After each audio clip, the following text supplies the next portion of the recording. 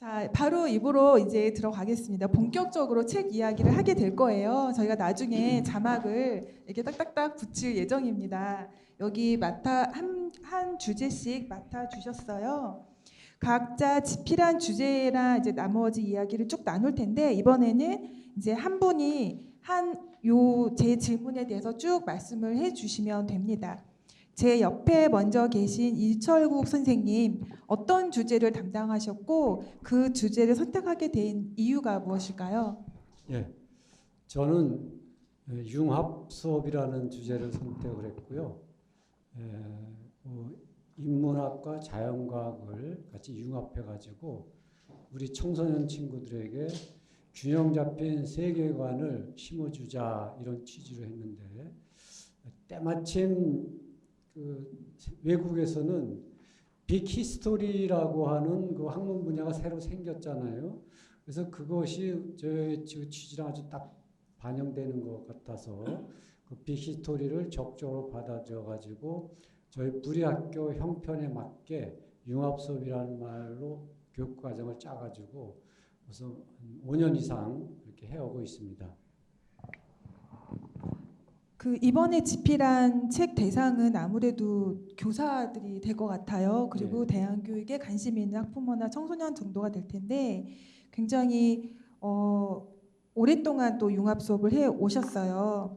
그러면 융합 수업을 하는데 꼭 필요한 어떤 교사로서 갖춰야 될 것이 혹시 있을까요?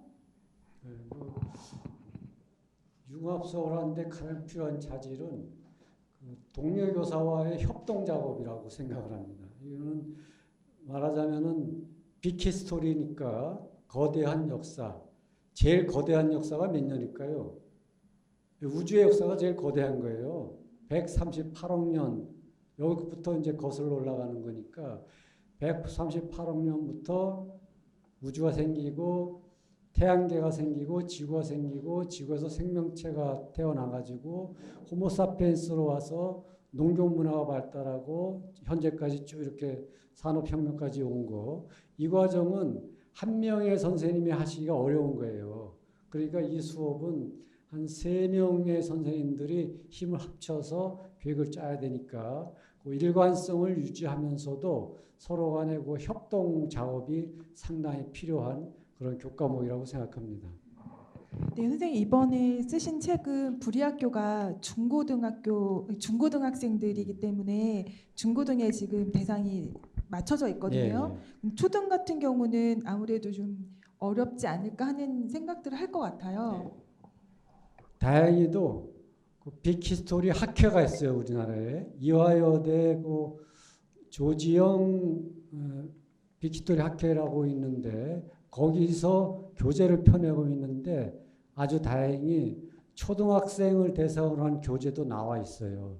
그러니까 그 초등학생이면 초등학생 수준에 맞게 또 중고등학생이면 중고등학교 수준에 맞게 교사의 그 의지와 준비가 있다면은 얼마든지 할 수 있는 수업이 아닌가 그렇게 생각합니다.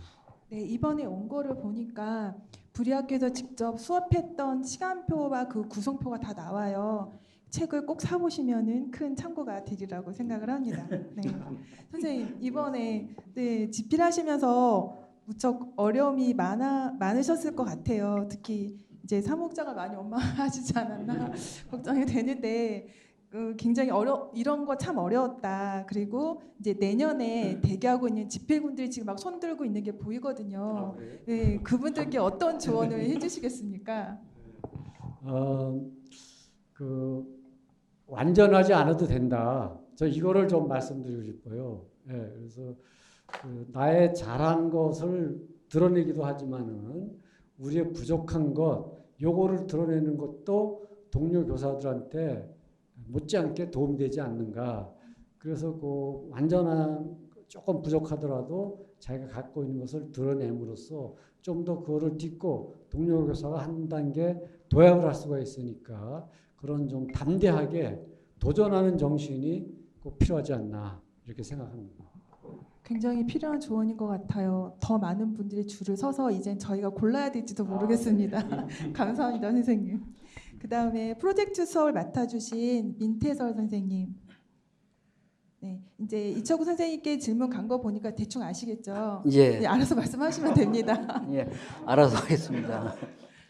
예, 제가 프로젝트라는 주제를 가지고 여기 참여하게 됐고, 그리고 책까지 뭐 감히 쓰려고 했던 이유도 아마 모든 교사들이 느끼고 있을 것 같아요. 이 프로젝트라는 것이 이제는 거의 누구나 설명 안 해도 다 아는 개념의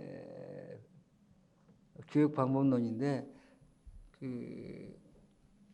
누구나 다 알지만 사실은 아무도 잘 알지 못하는 것이 프로젝트라는 걸 제가 절절히 느꼈어요. 왜냐하면 사실 교사가 돼서 프로젝트 수업이라는 것을 겪어봤고 또 주변에서 하는 것을 보면서, 그리고 각 대안학교 사는 모든 과정 속에 이 프로젝트가 다 녹아 있더라고요. 근데 그 아이들 옆에서 보면 그냥 저희도 이제 일반적인 그 강의식 수업도 많이 진행을 했는데, 그때보다 그 프로젝트로 진행이 됐을 때 아이들이 반응하고 거기서 얻어가는 것들이 훨씬 더 크다는 게 느껴지더라고요.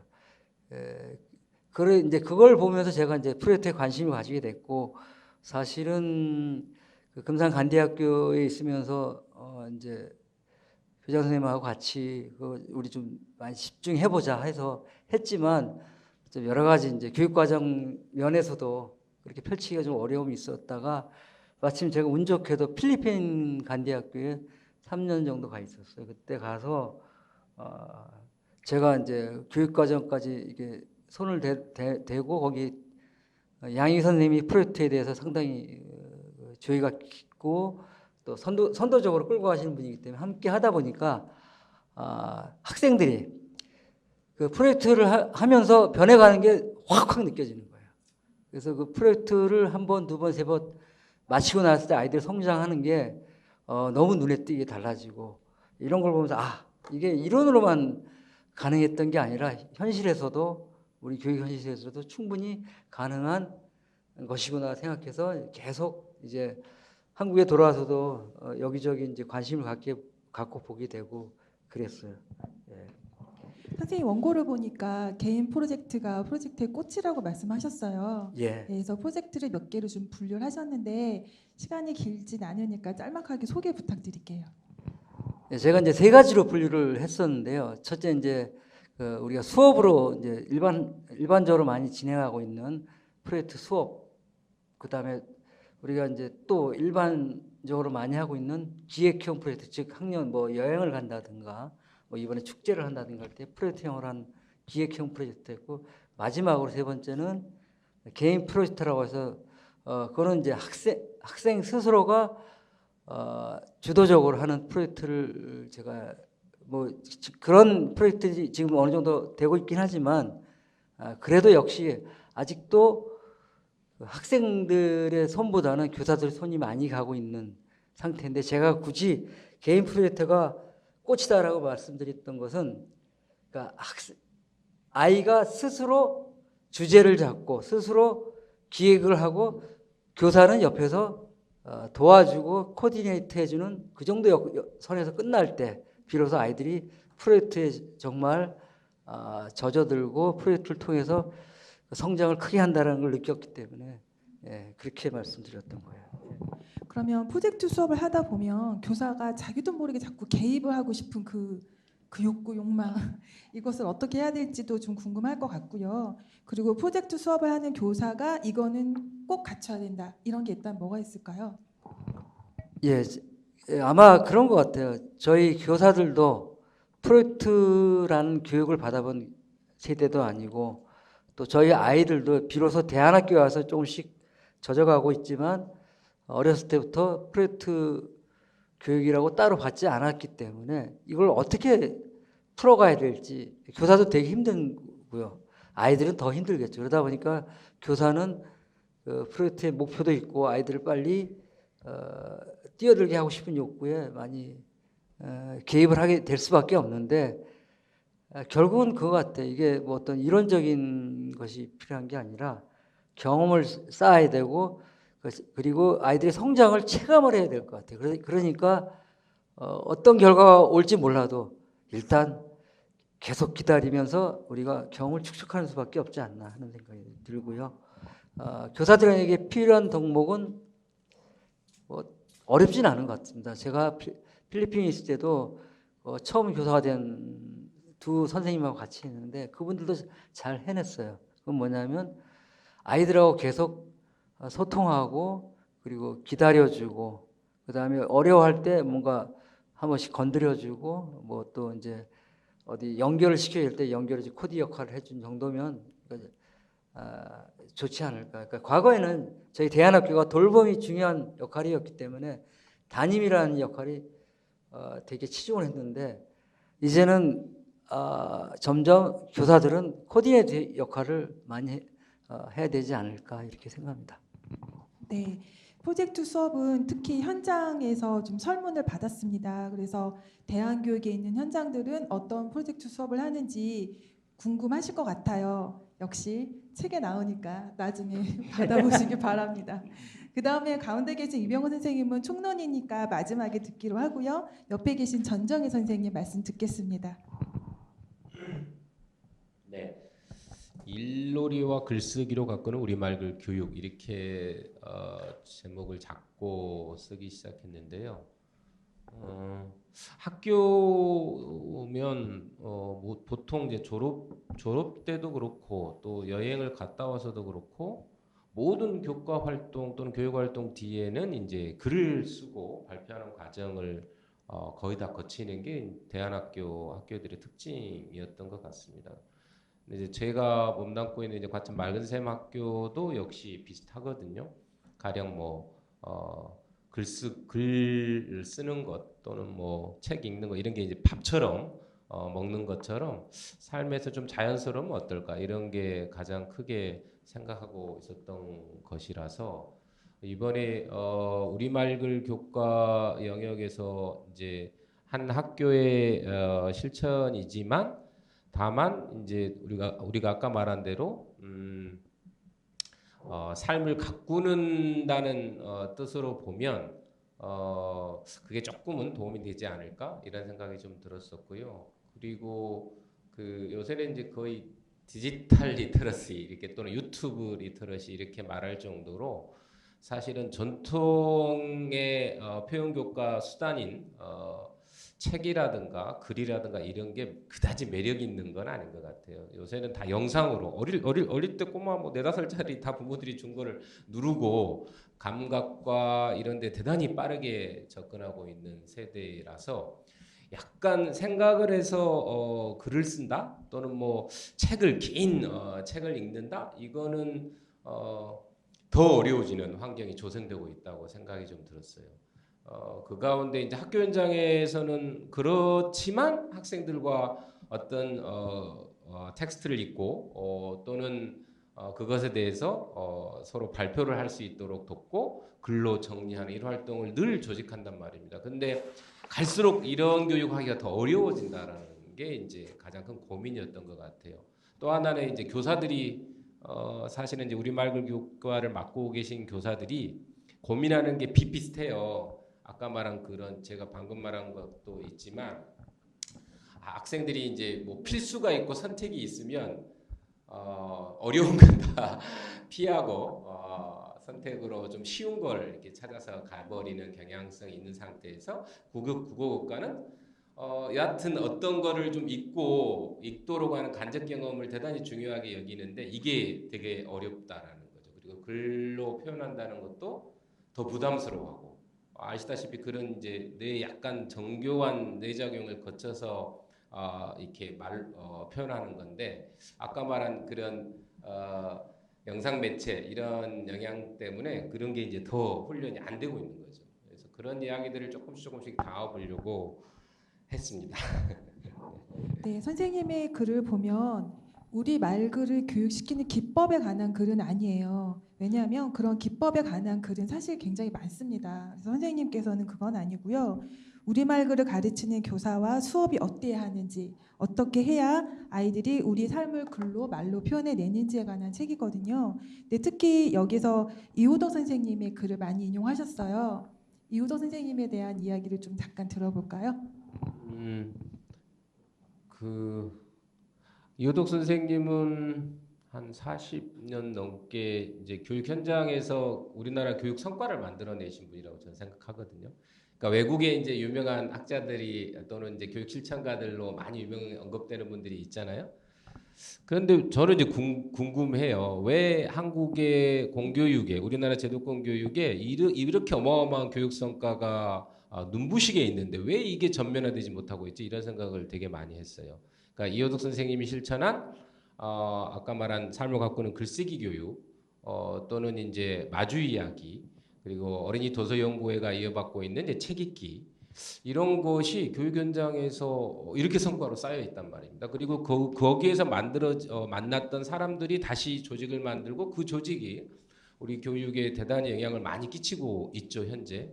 그것이 저는 대한교육에서도 되게 소중하게 받아 안아야 되지 않을까 이런 생각이 들었어요. 그걸 이제 대한학교에서는 더 자유롭게 통합해서 구성하고 훨씬 더 제가 보기에는 이 제도권 학교에서 분절로 나눠진 시간표와는 완전히 다르게 그걸 온전하게 실현할 수 있는 곳이라는 생각이 좀 들어서 이해독 선생님이 쓰신 책이 되게 많습니다. 우리말 교육과 또는 여러 가지 교육에 대한 이것만 제대로 소화시켜도 제가 보기에는 대한교육에서 갖춰져야 할 이러저러한 교육 과정의 내용들을 충분하지 않을까 그런 생각을 해서 이호덕 선생님을 일부러 좀 많이 소개를 더 드렸던 까닭도 좀 있습니다. 그럼 선생님 우리말 글을 가르치는 교사들이 꼭 갖춰야 될 덕목은 무엇이라고 생각하시는지요? 아마 교육 다른 교과목하고 다 저는 똑같다고 생각을 하는데요. 우리말 글 교사면 더 특별하게 이런 생각은 하지는 않고 있는데 다만 그런 건 있어요. 가령 그 청소년이든 어린이든 우리가 학생들에게 추천하는 명작들이 있잖아요. 과거로부터 지금까지 인류가 전해줘야 될 지식과 같은 명작들은 이제 보통 필수와 선택으로 뭐 추천하기도 하고 그것을 하기 위해서 활동을 조직하기도 하고 이런 게 이제 보편일 텐데 저는 이제 그 우리 어린이가 쓴 글, 또 청소년이 쓴 글을 교사들이 정말 많이 읽어야 한다. 저는 이런 생각을 해요. 왜냐하면 우리 학생들과 청소년들이 정말 많은 글을 써내고 있거든요. 근데 이 글을 쓴다라는 것은 그 학생들과 어린이들의 이야기를 듣는다는 거죠. 무슨 이야기를 이 학생들은 하고 있는가? 여기에 교사들이 가장 저는 애를 썼으면 좋겠다는 생각이 좀 들었었고요. 이제 두 번째로 앞에 이제 사실 일놀이 얘기를 제가 많이 했었는데 보통 이제 글 써라. 뭐 우리 대안학교는 좀 그렇지 않아요. 그러니까 무슨 활동을 한 뒤에 글을 쓰고 뭔가를 해야지 글을 쓰잖아요. 근데 보통 무슨 독후감상문 대회가 있어요. 무슨 뭐 또는 무슨 글쓰기 대회가 있어요. 가면 뜬금없는 주제를 탁 던져줘요. 써라. 그러면 이게 이제 관념으로 이제 정리를 해낼 수밖에 없는 거죠. 물론 관념이 필요한 게 있습니다. 추상의 개념이 좀 필요하고. 근데 가장 기본은 삶에서 나와야 되는 게 맞는 것 같아요. 그래서 저는 무슨 책 읽기든 글쓰기든 다 기본에 되는 학생들이 살면서 살아가는 필요한 활동들이 먼저 배치가 돼야 한다. 그것을 하다 보면 자연히 책도 찾게 되고 그걸 다시 정리해서 글로 쓰기도 하고 사람을 만나게 되고 다 연결되는 거죠. 그래서 교사들은 우리말 글을 더 뭐 애써서 생각하신다면 오히려 이제 그런 기법이나 다양한 어떻게 지도해야 될까는 되게 많이 책이 나와 있기도 하고 그래서 오히려 다양한 일놀이거리 학생들과 아까만 프로젝트도 마찬가지인데요. 그런 거리들을 얼마만큼 앞뒤채비를 잘하는가 여기에 중요하지 않을까 이게 더 중요하지 않을까 이런 생각을 해봤습니다. 네, 전종희 선생님 원고에는 아까 교사들은 어린이들의 글을 많이 읽으라고 하셨잖아요. 실제로 이제 감동과 웃음이 있는 아이들의 글이 빼곡히 들어가 있어요. 보시면은 아이들이 이런 생각을 하는구나 어른으로서 사실 되게 부끄러움도 많아지고요. 그런 글을 읽을 수 있습니다. 그리고 특히 선생님께서 우리말 글 지도를 위해서 교사들이 참고할 만한 단체 사이트 참고 자료를 많이 좀 소개를 해주셨어요. 이것도 역시 책에서 만나보실 수 있습니다. 그 다음은 수학을 담당하신 김진영 선생님. 그냥 해요? 그냥 알아서 하시면 됩니다. 끝자리가 되게 편한 줄 알았는데 앞에 분들 얘기 듣다가 제가 무슨 얘기를 해야 될지 진짜 잊어버린 네, 집필하시게 된 주제. 네. 저는 그 발도르프 학교에 있으면서 수학 수업을 하는 교사로서 이제 수업이 어떻게 이루어지는지에 대해서 조금 쓰려고 했고요. 사실 제가 있는 푸른숲학교도 2003년에 개교를 해서 거의 20년이 돼가기는 하지만 그 자체 내에서 어떤 결과물이 나온 적은 없습니다. 지금 뭐 굉장히 많은 발도르프 학교들이 있지만 아이러니하게도 발도르프 교육에 대한 연구는 오히려 밖에서 많이 이루어져 있어요. 연구 논문이라든가 책도 경험을 한 뭐 부모님이나 이제 연구자들에 의해서 써진 글들이 많습니다. 이제 그러다 보니 그런 글을 읽으면 우리하고 조금 다른 것도 있고 왠지 조금 더 자세하게 보여주고 싶다는 이제 그런 생각들이 많았어요. 그래서 이번에도 뭐 수학은 이러이러해야 된다 또는 나는 이러이러한 생각을 한다라는 글보다는 그냥 수업 장면을 이렇게 독자들이 봤을 때 하나의 영상처럼 그릴 수 있도록 하려고 좀 애를 썼고요. 그래서 아이들의 대화라든가 공책을 조금 많이 넣었습니다. 그 안에서 이것이 어떤 가치가 있고 또 어떻게 아이들의 사고력으로 발전하는지는 어쩌면은 읽으시는 분들의 판단에 맡기고 싶다 이런 이제 그 의도로 좀 글을 썼어요. 그리고 이제 뒷부분에 가서는 그래도 우리가 고민하고 있는 부분들을 2가지 정도로 좀 잡았는데 정말 그 수학에서 연습이 필요한가? 그 계산 연습 같은 거. 그다음에 수학 문제가 참 어떻게 보면 재미가 없잖아요. 이런 것들을 아이들과 어떻게 만날 수 있을까 교사가 이것에 대한 이제 제 생각을 살짝 뒤에 좀 짧게 썼습니다. 네, 그 수학 원고를 보면서 사실 사무기 가장 고민을 많이 했어요. 너무 컬러풀하고 아름다운 그림들이 있는데 이것을 흑백으로 냈을 때 이게 과연 가능한가 엄청나게 고민을 했거든요. 그런데 이제 그 4분의 책을 묶지 않고 얇은 작은 책 시리즈로 내면서 해결이 됐어요. 선생님의 그 아름다운 내용을 좀 살리려고 하고요. 네, 부럽죠?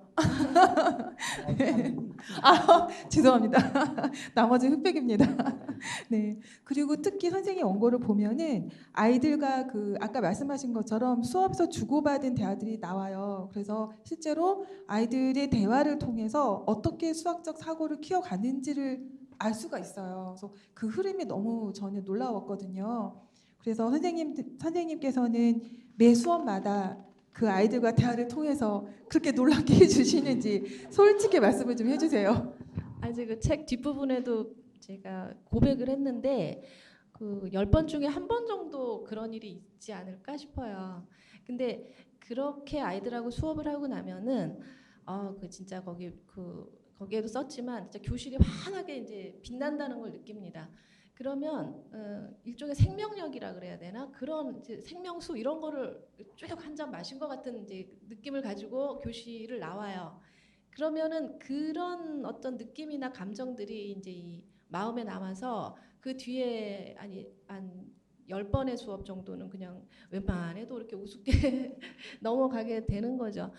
어떻게 보면은 수업도 아이들에게는 똑같다는 생각이 들어요. 많은 내용을 아이들이 받아들이는 것도 중요하지만 그 속에서 느끼는 이제 아주 작은 감동 이런 게 결국엔 남게 되고 그게 씨앗이 돼서 어떤 스스로의 그 힘으로 발현되지 않나 생각을 해서 주로 그런 쪽으로 조금 이제 맞추려고 노력을 많이 하고요. 사실 저도 수업이 많이 바뀌었어요. 처음에 왔을 때는 많이 가르쳐주고 싶었고 좀 더 멋있게 보여주고 싶었고 그래서 제가 많이 이렇게 1시간 내내 떠든 것 같아요. 그런데 점점 수업을 하다 보니까 수학이라는 게 그 과목 하나만으로 존재하지 않는다는 것을 제가 이제 저도 배웠죠. 아까 프로젝트 말씀도 하시고 뭐 여러 가지 뭐 이렇게 리터러시 말씀도 하셨지만 어찌 보면 현대에 있어서 수학이라는 과목은 이런 것들을 가능하게 만드는 하나의 그 밑바탕이 되지 않겠나 이런 생각을 조금 했고요. 그러면서 좀 많이 저도 일명 겸손해질 수도 있었고 또 좀 더 시야가 넓어졌고 그러면서 그 수업에 계속 바뀌어가고 있는 지점에 지금 이제 그런 부분들이 좀 많이 드러나 있었던 것 같아요. 네. 일반적으로 여기에 계신 뭐 우리말 글이나 프로젝트나 융합 수업을 일반적으로 어떤 선행의 개념을 들어오진 못하잖아요. 근데 사실 선행의 개념이 가장 많이 들어오는 게 수학과 영어예요. 그런데 그 선생님 원고를 보면은 수학이 심신의 발달과 어떻게 조화롭게 가는지에 대해서 나오거든요. 간략하게 선행의 유혹에 사로잡힌 부모님들께 조언을 해주신다면 어떻게 해주실 수 있을까요?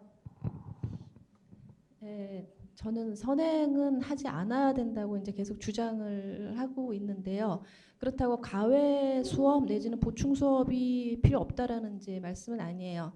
부족하거나 아이들이 좀 더 뭔가를 궁금해할 때는 이제 필요한데 선행은 뭐 발달 단계에 대한 내용은 이제 원고에 많이 있으니까 이제 그걸 보시면 될 텐데 아까 제가 감동이라는 걸 말씀을 드렸잖아요. 근데 수업은 교사는 굉장히 한 시간의 분량을 많이 기획하고 그거에 의도해서 진행을 하지만 사실 아이들은 그 의도를 파악하지 못해요. 그래서 함께 활동을 해 나가다가 어느 순간에 딱 발견을 하는 거거든요. 그리고 그 발견의 주인이 자기라고 느꼈을 때 그 배움이 실제로 굉장히 큰 도움이 이제 된다고 보고 있어요.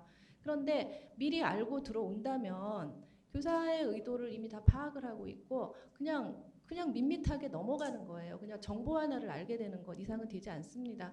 저는 이제 계속 책에도 주장을 했지만 모든 수업은 그 속에서 아이가 배움에 대한 기쁨을 느끼도록 해야 되고 교사가 할 수 있는 것은 그것을 안내하는 제 하나의 역할이라고 생각을 하는데 수학은 어떻게 보면은 어떤 수업보다도 굉장히 어렵고 좀 지난한 작업들이거든요. 근데 그렇기 때문에 더 성과가 생겼을 때 아이가 훨씬 더 그 자기의 어떤 효능감을 많이 느끼게 돼요. 근데 그것을 미리 주어줘서 그 기회를 막는 거죠. 부모님은 선행을 하시면 하실수록 내 아이가 수포자가 되도록 노력하시는 겁니다. 저 이거 단언할 수 있어요. 그 대신에 평상시에 격려를 해주셔야죠. 그리고 아이들과 대화를 할 때도 좀 더 진지하게 아이의 관점에서 그 마음을 읽어주시고 그러는 것들이 더 필요하다고 생각이 들어요. 네. 네, 감사합니다. 선생님 책을 보면 어떻게 수포자가 될 수 있는지 그 방법도 알려드립니다. 네, 책이 무척 기대가 됩니다. 그럼 선생님 마지막으로 수학교사에게 꼭 필요한 덕목에 대해서 말씀해 주실 수 있을까요? 뭐 수학 교사라고 다르겠습니까? 이제 어느 교사나 다 마찬가지인데 저는 대안학교에서 수학 교사를 하면서 어려웠던 점이 좀 있어서 그걸 말씀을 드리는 게 오히려 더 좋지 않겠나 싶어요. 그 일반적으로 대안학교에 오는 아이들이나 교사도 그렇지만 그 아이의 속도와 개성에 맞춰서 수업을 하고 배움을 진행해 나가야 된다고 생각을 합니다.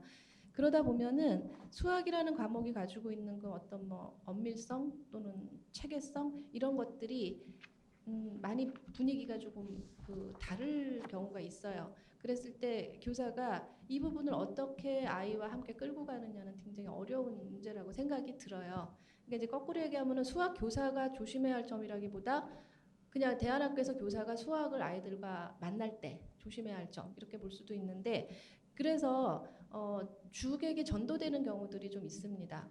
그 수학이라는 학문이 갖고 있는 성격을 그대로 살려야 하면서도 그것을 인문학적으로 많이 접근을 하려고 노력하기 때문에 오히려 수학이 가지고 있는 그 특성이 뒤로 좀 빠지는 경우들이 많더라고요.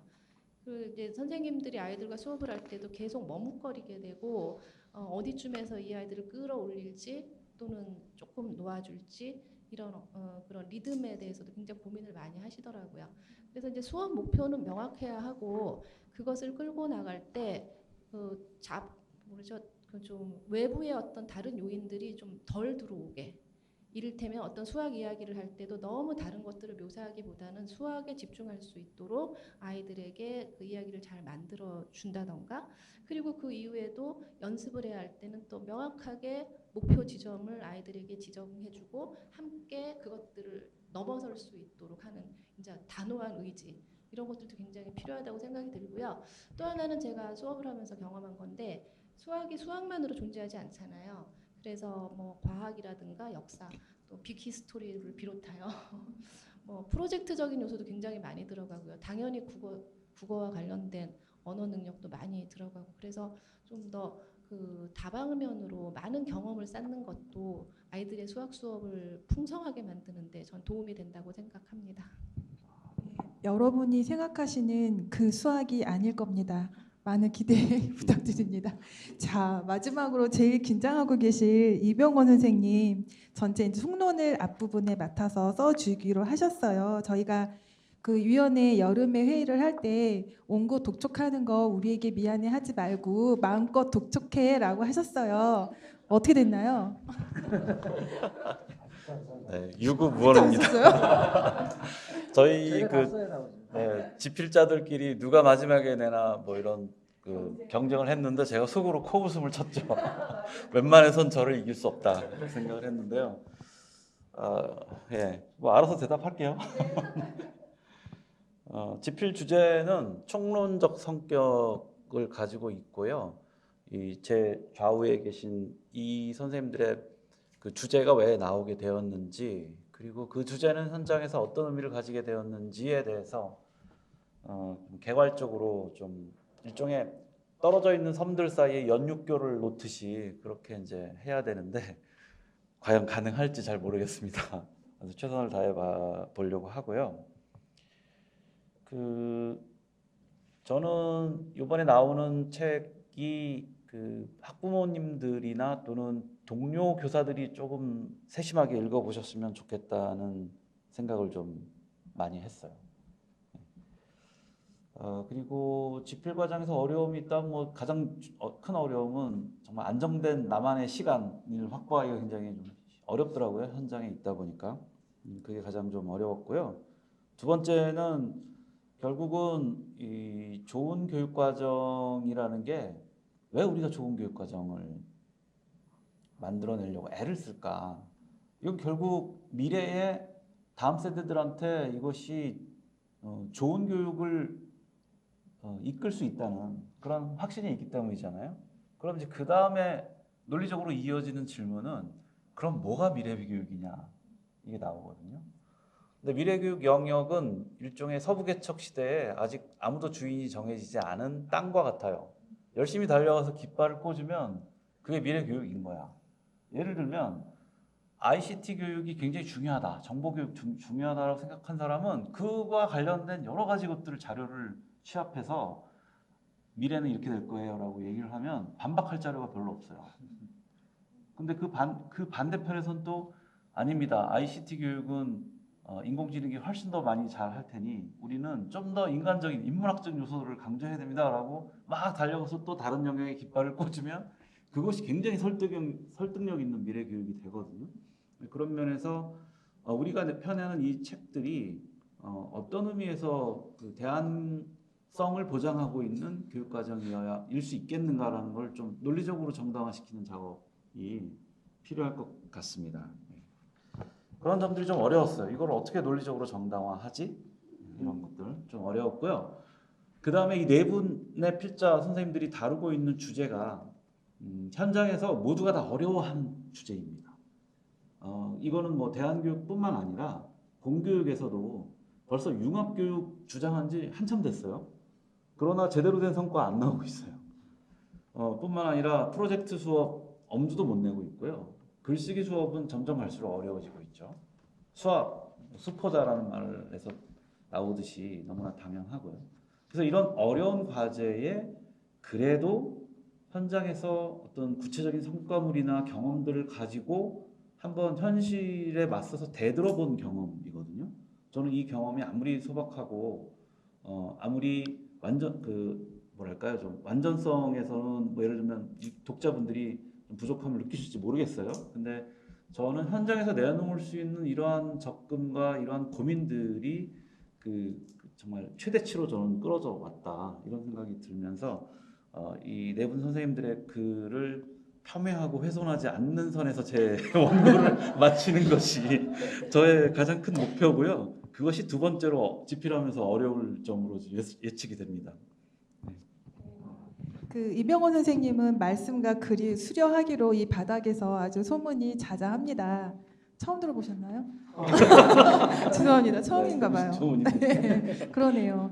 그래서 이제 곧 나올 텐데요. 저희가 10월 말 가급적이면 11월 7일 전에 출간을 목표로 하고 있으니까 오늘 딱 이제 돌아가시면은 아마 모든 걸 전폐하시고 집필에 몰두하실 거라고 기대를 하겠습니다. 자, 여기까지 2부를 마치고요. 3부에서는 이병호 선생님께서 방금 이렇게 약간 말씀해 주셨는데 우리 교육의 미래에 대해서 이야기하는 시간을 3부에서 갖겠습니다. 잠시 쉬겠습니다.